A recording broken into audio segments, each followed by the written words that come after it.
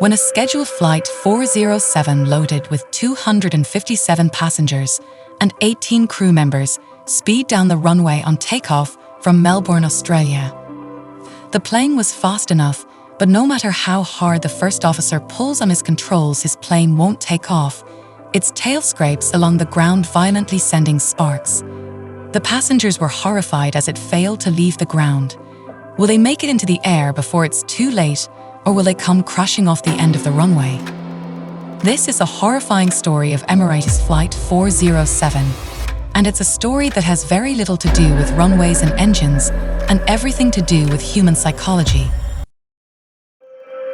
On the night of Friday, March 20th, 2019, an Emirates Flight 407 at Melbourne, Australia, with 257 passengers and 18 crew members was ready for its 14 hours journey to Dubai.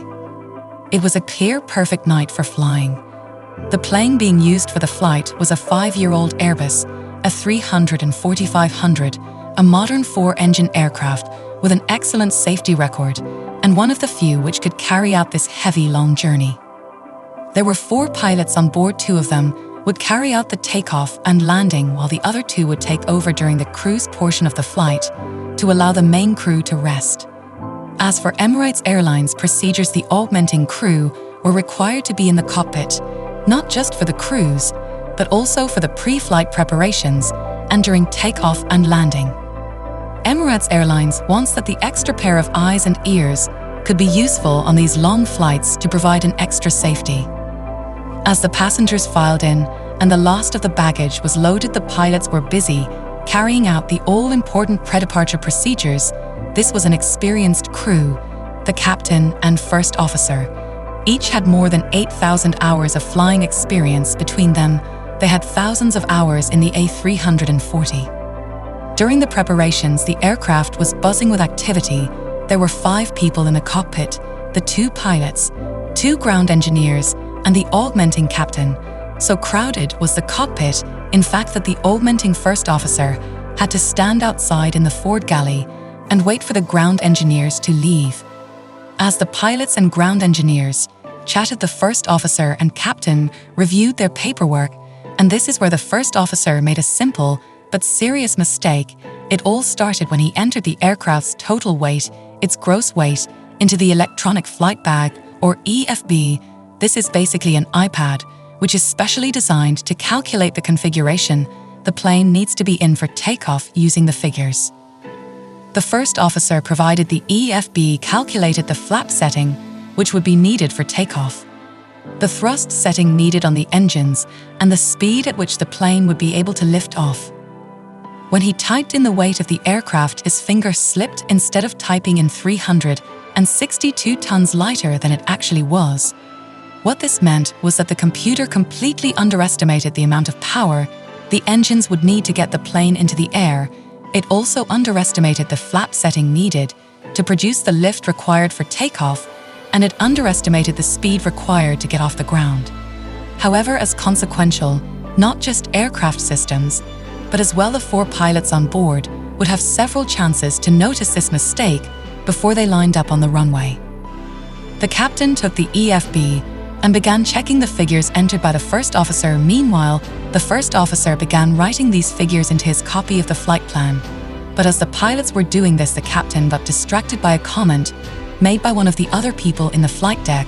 After responding to it, he never fully completed his checks. If he had, he would have discovered that the first officer had entered the wrong figure for the aircraft's weight, and therefore that all of the figures the EFB had generated for the aircraft's performance at takeoff were wrong.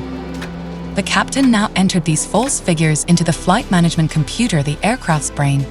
Importantly, at this point, both pilots were supposed to check verbally between each other that the takeoff weight entered into the EFB and the figure written into the flight plan by the first officer matched. As crucial check would clearly reveal that the first officer had entered the wrong figure into the EFB, which was 100 tons lighter than the figure in the flight management computer.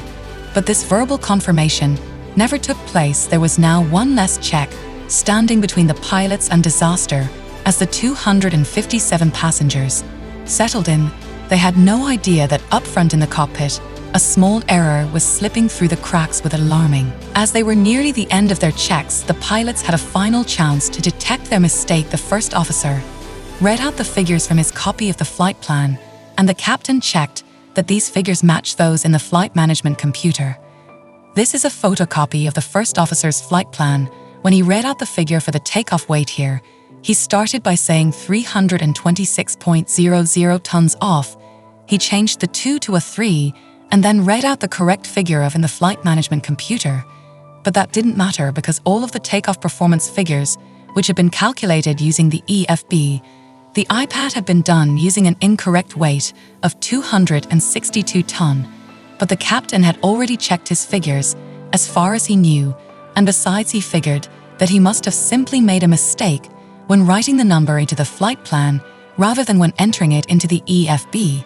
So with that, the cabin doors closed along with the door of opportunity for the pilots to notice their error at 18 minutes 10 p.m. That night, flight 407 pushed back from the gate, 7 minutes ahead of schedule. The pilots started the aircraft engines and began taxiing out to runway 16 at Melbourne. Their route would take them south initially, and then out to the west towards Dubai. The first taxied the aircraft along the ground, while the captain went through the before takeoff checklists.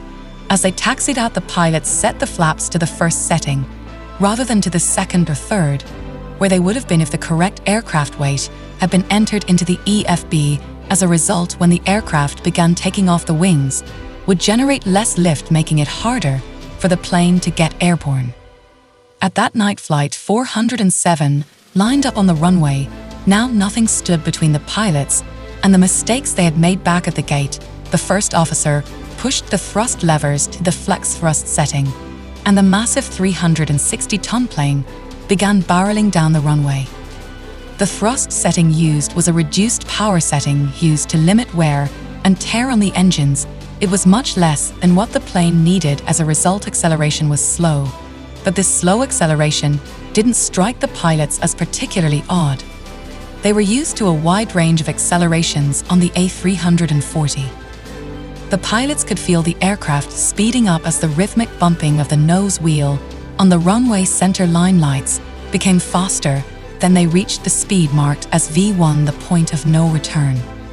Now the pilots were committed to the takeoff, no matter what happened to the plane, and to abort the takeoff after this speed would be to risk going off the end of the runway. Just seconds later, it reached VR rotation speed. The first officer pulled on his side stick to bring the nose of the plane into the air. The only problem was that these speeds were based on calculations for a much lighter aircraft. VR had been calculated as being 145 knots, almost 20 knots too slow for how heavy the plane was in reality. The plane would not be able to make it into the air until it was traveling at least 163 knots, or 300 kilometers per hour. But with these calculations already made, the pilots would have to find this out the hard way. The first officer pulled on his side stick, but the nose didn't rise. He pulled back further, but still nothing happened. Terrifyingly, the plane continued accelerating down the runway with no sign that it would lift off. The aircraft was now less than thousands miles from the end of the runway, and the strip of lights marking the threshold were now coming into view. The pilots were running out of options. There was no way they could abort the takeoff at this point. The captain told the first officer to pull back in a side stick for a second time. The first officer, now desperately trying to get the aircraft to climb, kept pulling back until the tail of the aircraft slammed into the runway. Sparks went flying. The skin of the aircraft was being shredded, and passengers could smell smoke and burning metal. The captain shoved the engines to maximum thrust. It was a last effort at this point. He was sure that it was over for him, and his almost 300 passengers and crew lay certainly in a disaster, traveling at over 160 knots, or 300 kilometers per hour. The plane went off the end of the runway, its tail scraping along the mud, and then finally its main wheels left the ground, but the plane was barely climbing. This emergency was far from over. The first officer's mind. As they climbed out, a warning appeared on their central display: tail strike. The tower controller too had seen the sparks generated by the tail as it scraped against the runway, and they alerted the pilots. The crew knew that they wouldn't be continuing to Dubai. They needed to get back to Melbourne, but now their heavy weight came to haunt them again, except this time it had to do with their fuel. With over 130 tons of it on board, the plane was well above its maximum landing weight. The pilots would need to dump a lot of fuel before they could return to the airport. Air traffic control cleared the flight to climb to 7,000 feet and directed them out over the water to dump fuel. How much fuel they would have to dump in order to land safely, and this is where once again the first officer would need the EFB.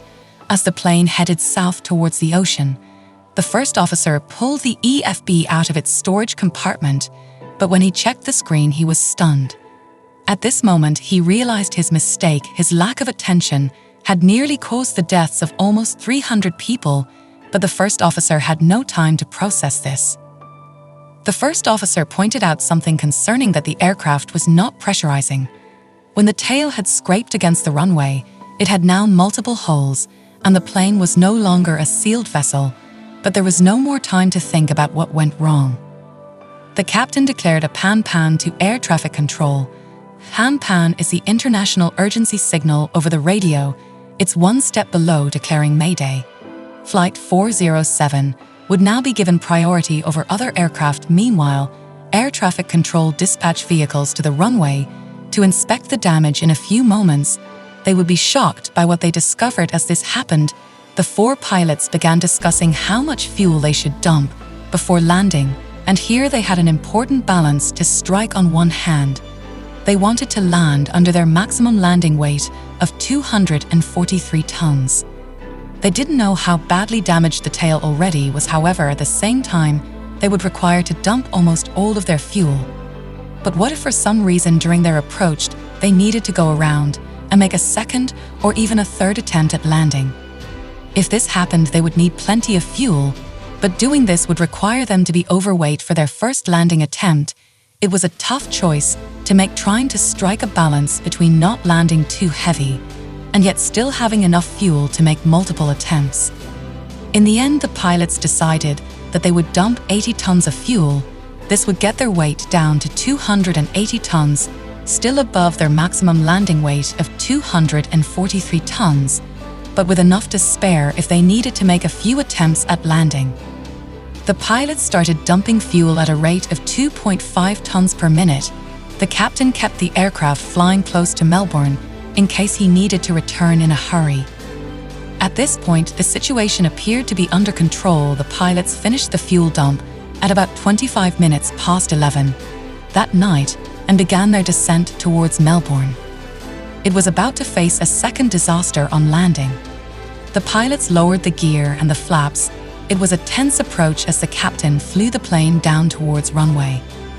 When he touched down, he would need to brake heavily to bring the overweight plane to a stop on the runway. The captain slammed on the brakes and brought the engines into reverse thrust. The first officer announced the speeds as the aircraft continued accelerating. After a few heart-pounding moments, the massive plane finally came to a stop right at the end of the runway. Miraculously, the rescue vehicles reported no signs of fire. All 257 passengers and 18 crew had survived.